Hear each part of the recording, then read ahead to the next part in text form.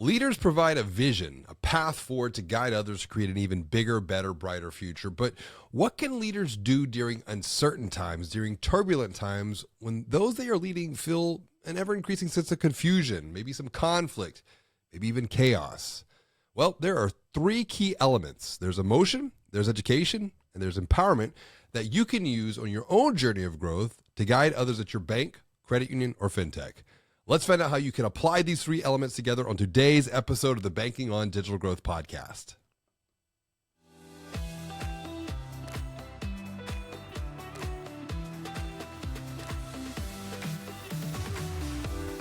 Greetings and hello, I'm James Robert Lay, and I'd like to welcome you to another episode of the Banking on Digital Growth podcast. Today's episode is part of the Digital Leadership Series, and joining me for today's conversation is Audrey Cannata, who is our operations lead here at the Digital Growth Institute.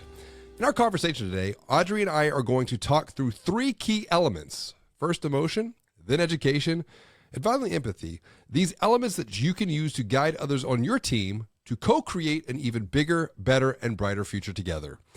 Welcome to the show, Audrey. It is good to share time with you today. Thanks, James Robert.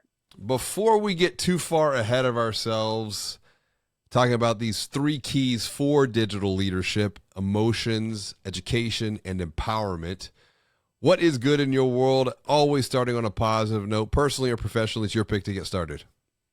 Well, I just got back from an incredible trip with my two kids. We went to Disneyland, and it was just such a wonderful thing to be able to get away, just our family, no distractions. And it was the best time. My heart is full.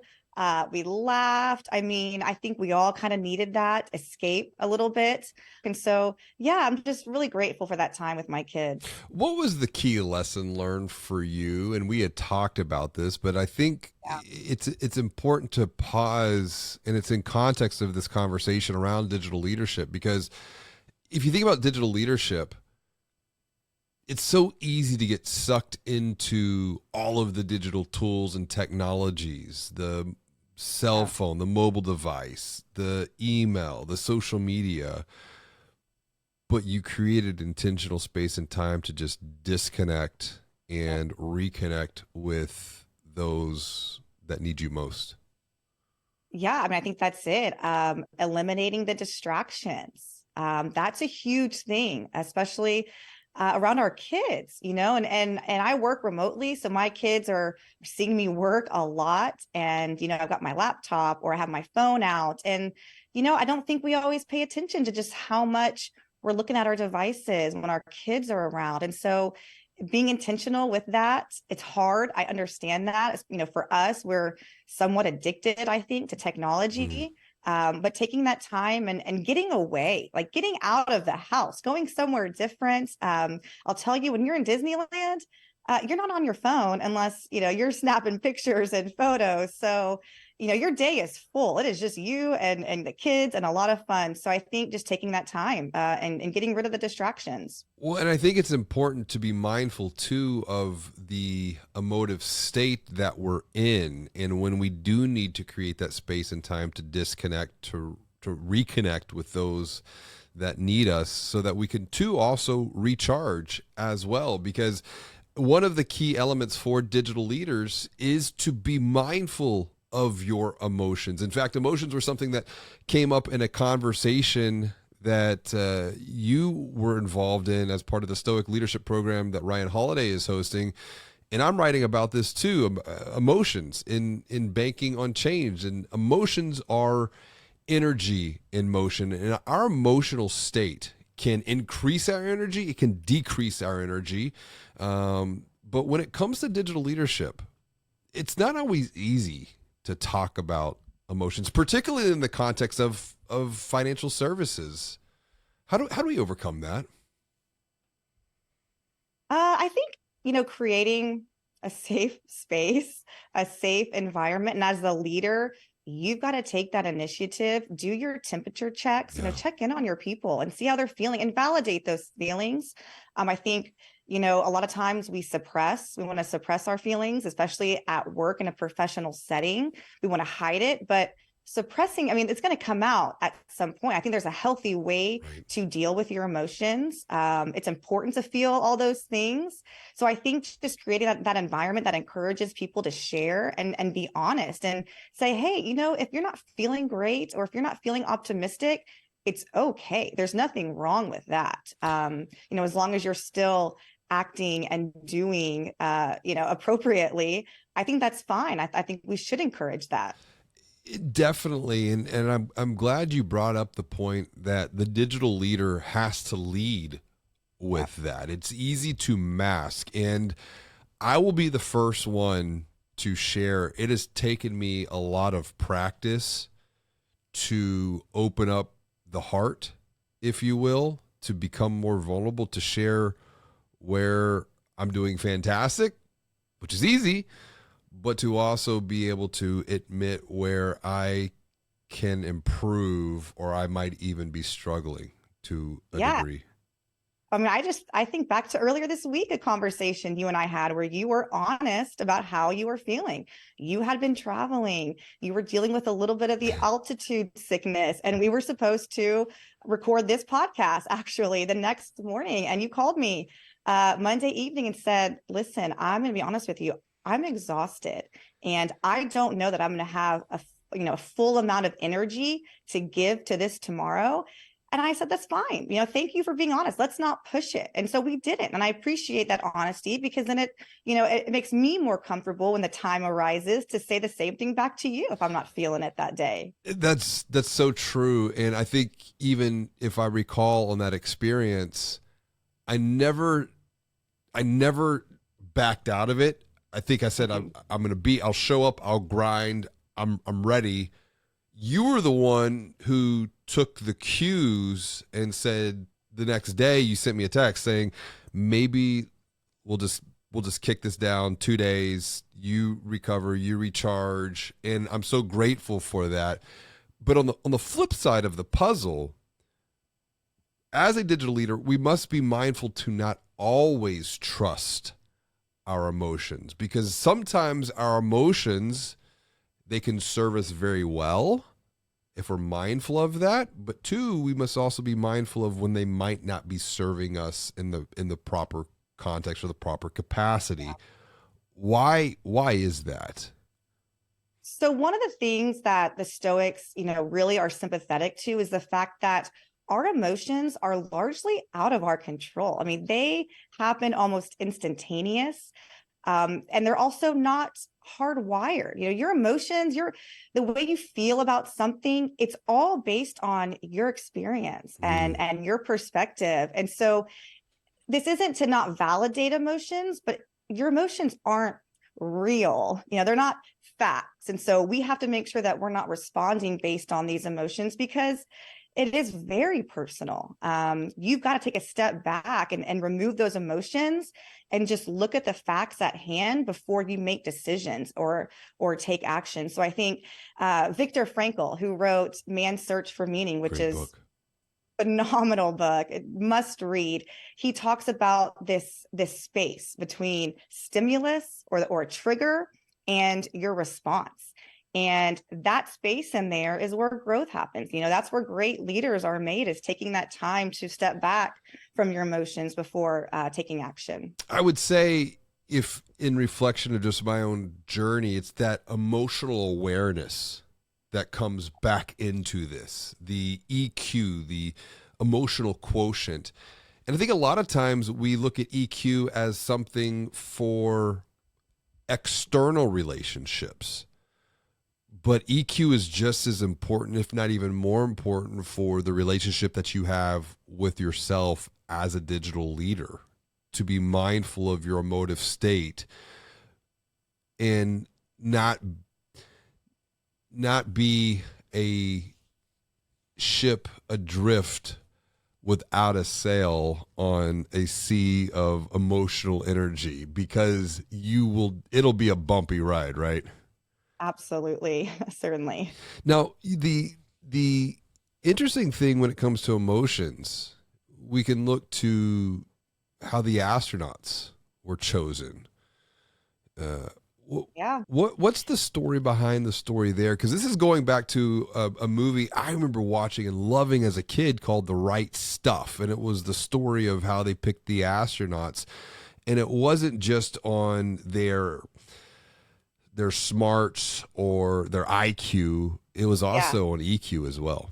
Yeah, yeah. It's about, they astronauts, it's not always, I mean, granted, they are brilliant, but it's not always based on who's the most intelligent. It's who has the ability to regulate your emotions in extreme Mm. situations. It's probably, we can argue that there is no other profession or anything job on the line that is as intense as being an astronaut. I mean, you have to, any split second, you've got to be ready. And so they do tons of training to where they experience, in their simulators, all sort, I mean, hundreds and hundreds of different scenarios and their response to that. And they have to be able to, within a millisecond could be the difference between their life and death.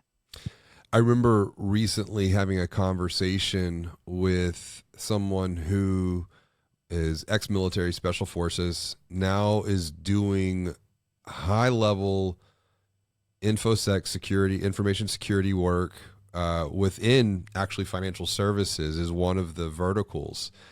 And he was sharing with me that, for example, they would take a leadership team from a community institution, bring them to a hotel, and run them through a 3-day scenario that everything just goes wrong. And so they have a group of observers. They have actors there from the press. They have actors there from account holders. And they really try to stress the emotional limits of this leadership team, from the CEO to the chief information officer to the chief marketing officer dealing with PR. When we were talking about, I'm like, that's a fascinating exercise, because back to your point, it's a simulator that I think if you practice some of this, once again, it creates that emotional awareness of how you're either A, reacting, or B, hopefully responding. What's the difference between the two? Because I think a lot of times we just go with the reaction to the situation when we should be responding instead. Oh yeah. I mean, generally speaking, the reaction, it's immediate, it's instantaneous. And again, it's kind of largely out of our control. The response is, where we take time to think things through, remove all of our, biases or our opinions, and just take time to look at the facts and not just respond for that moment, but really think through that response and all the different consequences that's going to, and good or bad consequences. Think through all those different scenarios. But really it's that space, like Viktor Frankl said, it's taking that time back, that step away, go take a bird's eye view and look down. The further away you are from problems, the easier they tend to seem to be. So take a step back, look at it from a far perspective. I appreciate the bird's eye view. That's a lot of the work that we do here with Financial Brands, is we try to take people up to the 30, 50,000 view, get them out of the day to day, because I know so many financial brand leaders, whether you're in marketing, sales, you're on the leadership team, it's so easy to get stuck in the doing of the business. And we're just as guilty as charged here at the Digital Growth Institute. I mean, it's one of the reasons I've been a member of Strategic Coach now for 7 years, is every 90 days I get pulled out of the doing to get that bird's eye view, and also just connect with others for perspective, because I think this idea of emotion is perhaps directly correlated too with perspective and perspective setting. 100%. I think about some recent strategic planning sessions that I was helping to lead and facilitate. There was one particular organization that the fear that was being communicated, both verbally, but even more deeply through body language, around the subject matters of AI, for example, it was very apparent. My question though is, to your point, you brought in the idea of how our bias and our biases will influence our emotive state, which will then influence our actions. Mhm. How much of the negative emotive or the negative emotions that this particular group was feeling is going to limit their future growth potential going forward? I think a lot of it, it's environmental. Mm. You look at that organization and you said the majority in the room were fearful. Well, that's natural. Absolutely, it's natural. It's 100% human nature. Yeah, I mean, I think a lot of that it's environmental. It's your surroundings. It's who is in the Mm. room with you. You have one fearful person talking about their fears, bringing it up to somebody else. They're going to naturally pick up on that. And so I think we've seen organizations that are vastly different. Either all feel fearful, or on the flip side, maybe they're all curious. And I think it starts from the top down. You had a conversation not recently with maybe a CMO who was talking about their CEO in a board meeting or a team meeting Oh. in front of the whole group, mentioned how scared he was for the future in AI. You're a leader, and people are looking at you. You are modeling behaviors and thinking, and your team members are going to pick up on that and respond to that. That's why I think you and I, when we have conversations, we influence each other with the way we're thinking, what you're watching on the news, and who you're talking to. So I think it's really challenging when you're in an organization, because you've got that one, bit of fear, but it could spread like wildfire. Oh, and we've had these conversations. For example, Outwitting the Devil, great book, Yeah. great discussion that we had. But this is why, when you are mindful and you can start a conversation around what's been going well, where have you been winning, what are you excited, what have you learned, what are you looking forward to, it does change the entire energy of the room. Because back to your point, you could have just that one person, that one negative energy, it brings the entire group down. So this is such a key point, this idea of emotion as a digital leader. Lean into this, because I get it, it might feel uncomfortable at first. I've been there. Like, I can really empathize with that. But the more that you increase your EQ, the more you also increase your AQ. That's another thing, because if we're talking about emotive states and the ability to adapt, AQ, adaptability quotient, this is about learning. And that's why another important element for digital leaders to consider is choosing, and that's the key, choosing your educational experiences wisely. Yes. Yes. So I really like this one. This one really made me think about things that I really hadn't before, around education, and how we're choosing where we're investing our time and our money. And this one, there's really no right or wrong answer. It's really a matter of opinion and your preferences. But I definitely think it's some great food for thought, is thinking about, you know, the conferences that you're going to, or the workshops that you're going to, what are you getting out of those? James Robert, you don't go to a lot of conferences other than the ones that you speak at, because you've chosen to invest a pretty significant amount into strategic coach, because what you get out of those 4 quarterly meetings, you're in a room with a dozen just brilliant entrepreneurs, and every time you come home from that, you've got just the most incredible energy. There's always some new thinking, or some new tool that you come home with that. So while it is a large investment, the return on it is significant, versus if you just invested, on going to a couple conferences a year. I know I've been to a lot of conferences before, and this is no knock on conferences at all, where, I was there for 2 days and it was fun. I enjoyed, networking and talking to people, but I didn't really get a whole lot of action items out of it. Maybe just come like surface level content, nothing real deep. That's why I want to pause on that point to compare and contrast the two experiences. And once again, one is not better than the other. And I appreciate the perspective that you're bringing here, because you were an educator for 7 years. Yep. And I truly believe once an educator, always an educator. And my mom was an educator. So I probably have picked up some of that educator gene within me, which is why education is so important. Ongoing learning is so important.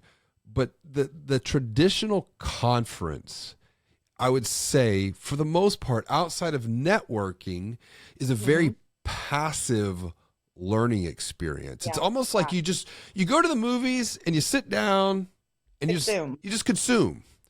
Where a workshop like educational experience, which is how we facilitate a lot of what we do here within teams and organizations, and even bringing different teams and organizations together to learn and grow together, the workshop experience, it's not passive. You're part of the experience.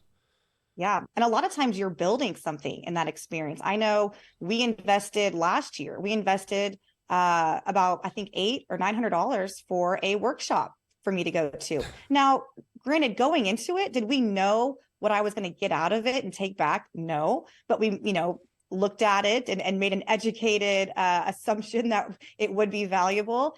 But what happened was we ended up coming back with a completely new perspective on how to position one of our products that really flipped things around. So that $800 workshop really transformed a ton of our thinking and created a lot of value for our organization. And honestly, thinking about this podcast right now, this digital leadership series, this was a direct product of going to Ryan Holiday's leadership challenge. That was maybe a $200 investment, I think, for 9 weeks of content. And out of that investment was a new leadership series that we're now on episode 3 or 4 of it, which has the potential to become a program going forward into the future as well. But I think, and this is important, whether you go conference-based, workshop-based, in-person, online, how are you applying those learnings going forward? And once again, this kind of, it's being very mindful of who you are as an individual, as a leader. And I think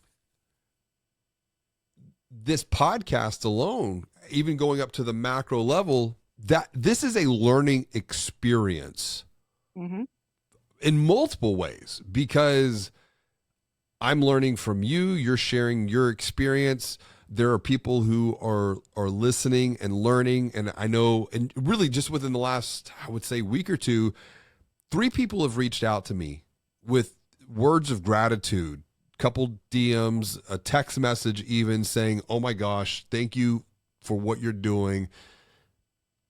And you know what? If you're listening to this right now and you have found value in this podcast, send me a text message and just let me know what you're learning and how this is helping you, because it really is so impactful to learn how these conversations are inspiring others. So my number is 832-549-5792, 832-549-5792. Send me a text message and just let me know how this is helping, because I'm learning just as much. I mean, we're at like 350-ish episodes now, and all of the information, all of the discussions have just increased my, not just my knowledge, but my awareness. And then I know you've been involved too through this experience on behind the scenes, backstage, which has also increased your knowledge and awareness as well. And so this is one of the things, like we talk about the strategic coach, it's growth ability or unique ability, teamwork. We're all working together to learn and be even better, which is why one of our 4 elements, and I recommend this for other organizations as well, where is learning as a core value within your organization?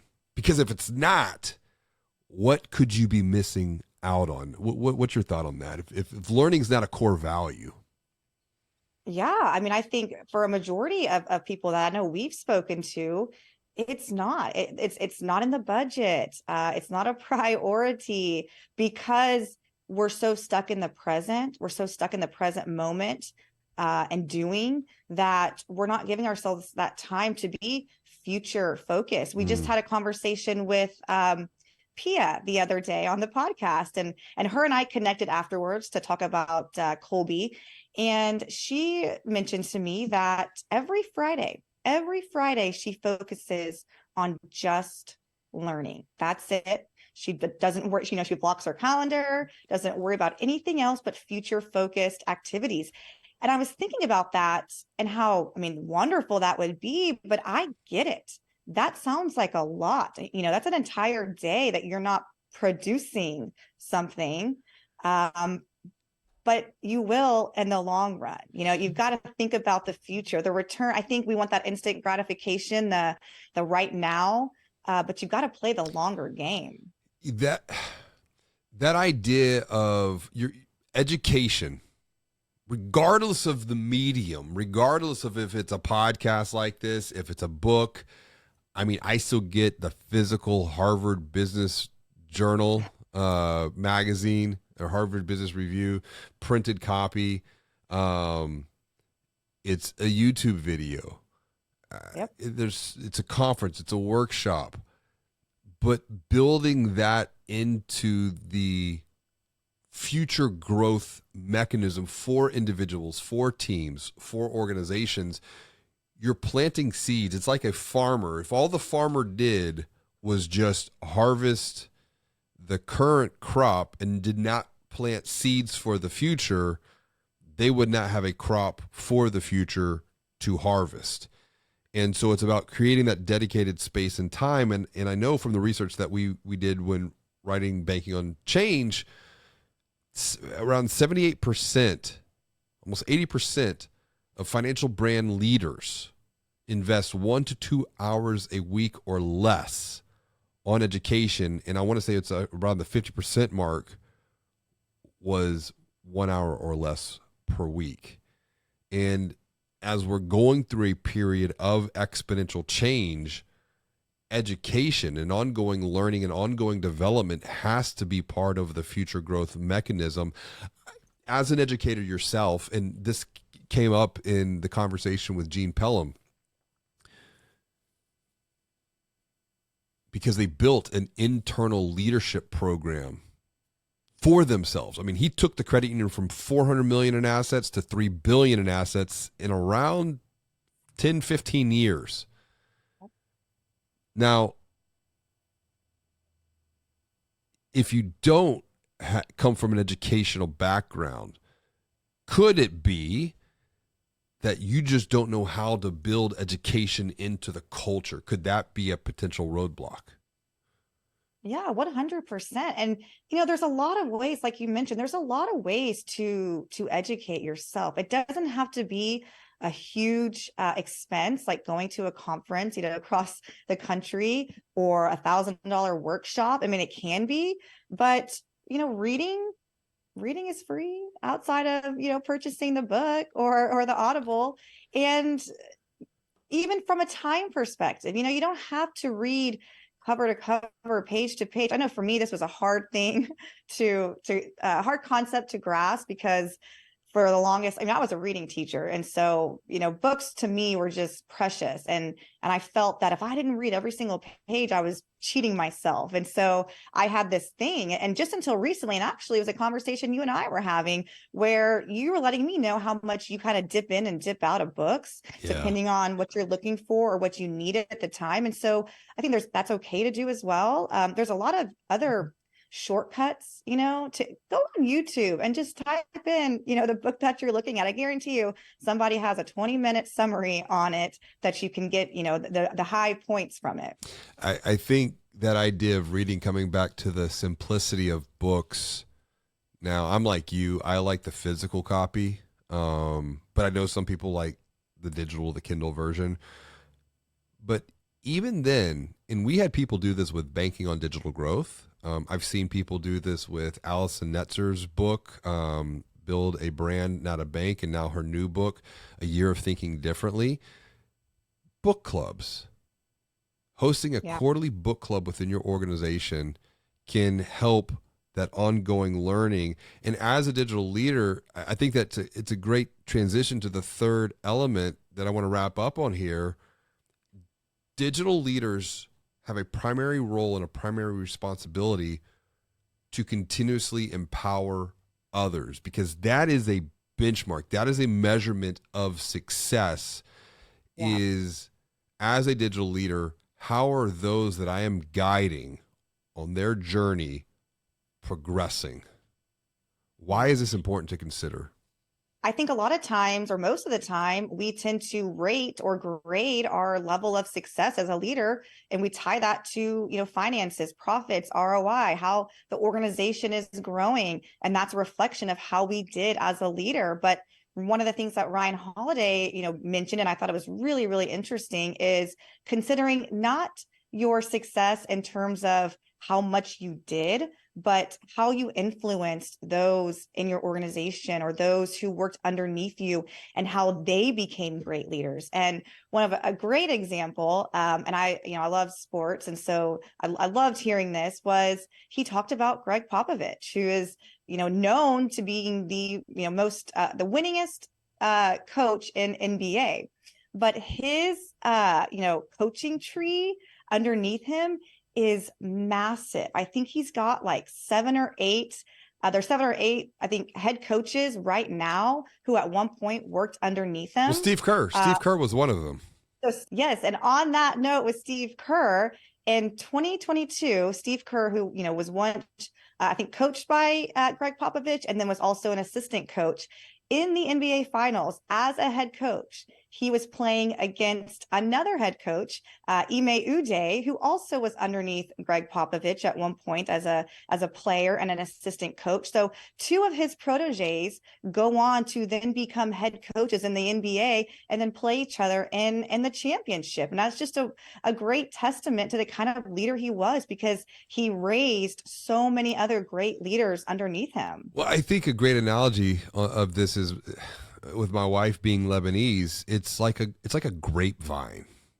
A grapevine can live for hundreds of years. Even an olive tree can live for thousands of years. Olive tree might even be better, because that olive tree can go on to bear fruit and to see how many other olive trees can come up from that one. It's like Greg Popovich. He's the olive tree here, and he's continuously renewing the ground for others through his leadership.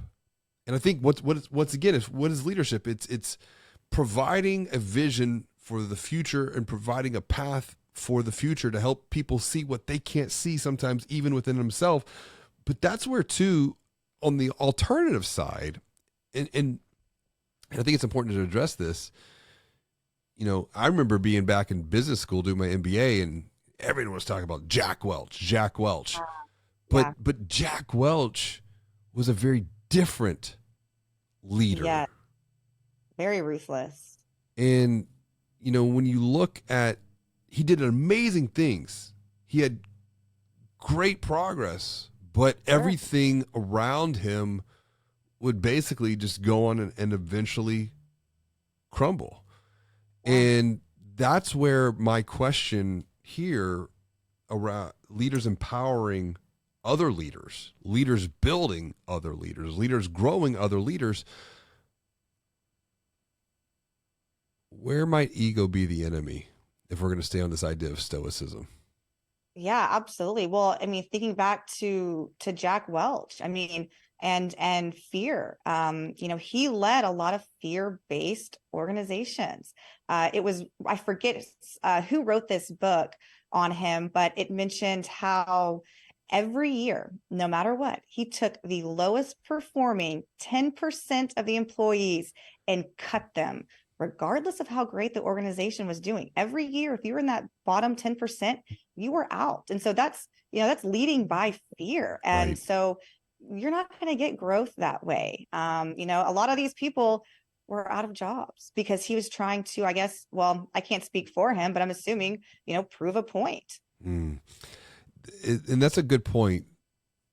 You can lead by fear, or you can lead through inspiration and showing in helping people see not what the potential is, but what their potential is.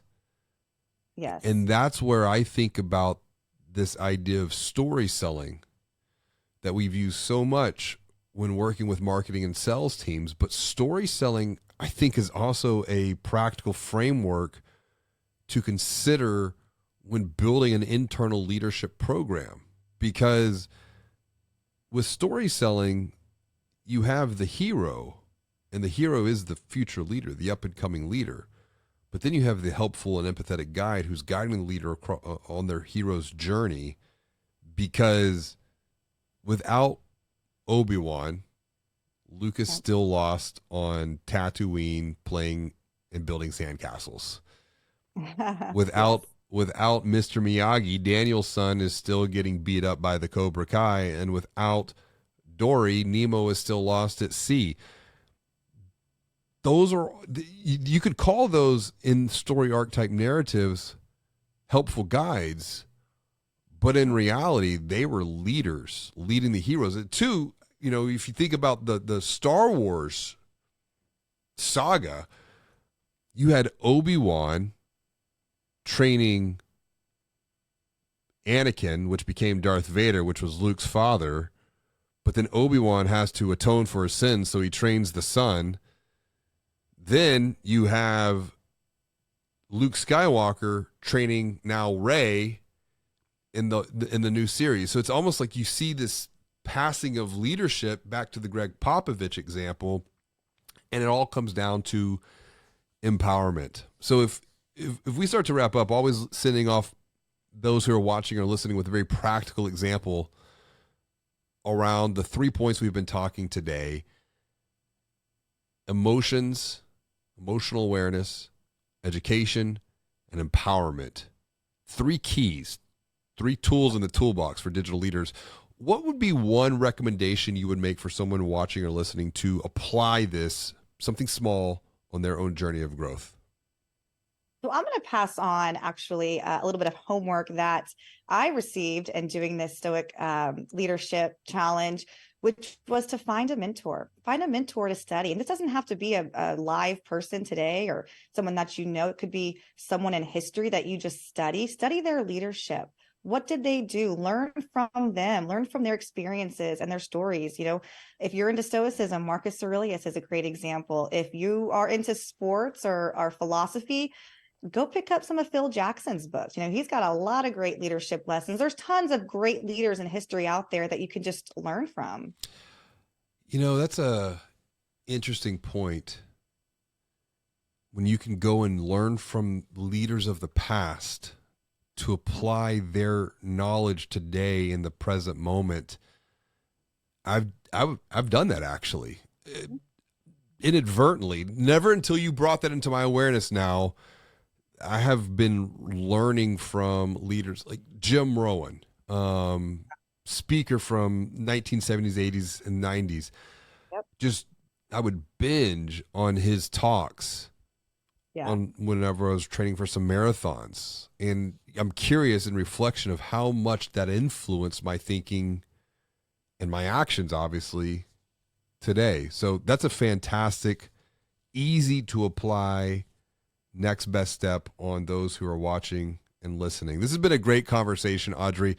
For someone who is listening, for someone who is watching, and they want to connect with you, what's the best way for them to reach out, say hello? You can reach out to me on LinkedIn, Audrey Cannata. Say hello. Connect with Audrey, learn with Audrey, grow with Audrey. Audrey, this has been such a great conversation on digital leadership. I'm really looking forward to continuing this series because there's so much. This is, when I think about our work through the lens of digital anthropology, marketing, sales, technology, human behavior, the human behavior component continues to be more and more interesting, whether that be human behavior internally within an organization, in this particular case around digital leadership, or externally when it comes to how people interact, deal with money. I'm grateful. Thank you so much for joining me for another episode of the Banking on Digital Growth podcast. Thank you. As always, and until next time, be well, do good, and be the light.